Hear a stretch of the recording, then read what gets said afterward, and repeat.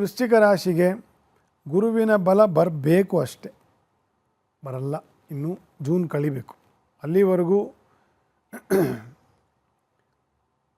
ಸ್ವಜನರು, ಸ್ವಕೀಯರು,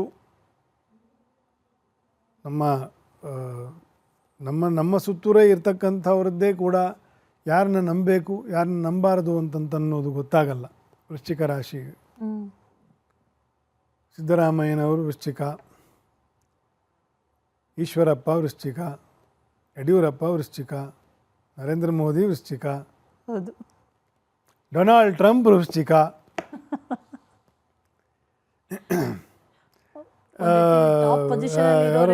ನಿತೀಶ್ ಕುಮಾರ್ ವೃಶ್ಚಿಕ, ರಾಹುಲ್ ಗಾಂಧಿ ವೃಶ್ಚಿಕ ಅಲ್ಲ, ಒಂದು ಅಂಶದಲ್ಲಿ ಧನುರ್ರಾಶಿ.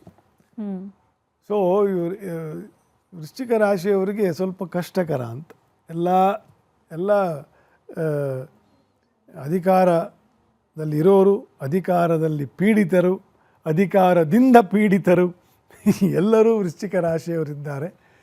ಅವರಿಗೆ ಚತುರ್ಥ ಪಂಚಮದಲ್ಲಿ ಪಾಪಗ್ರಹರು ಇದ್ದಾಗ ಸುಖಹೀನಶ್ಚ ಅಂತ ಅರ್ಥ. ಸುಖವಿರಲ್ಲ ಅಷ್ಟೆ, ಅಧಿಕಾರ ಇರುತ್ತೆ, ಆದರೆ ಏನು ಪ್ರಯೋಜನಕ್ಕೆ ಬರಲ್ಲ.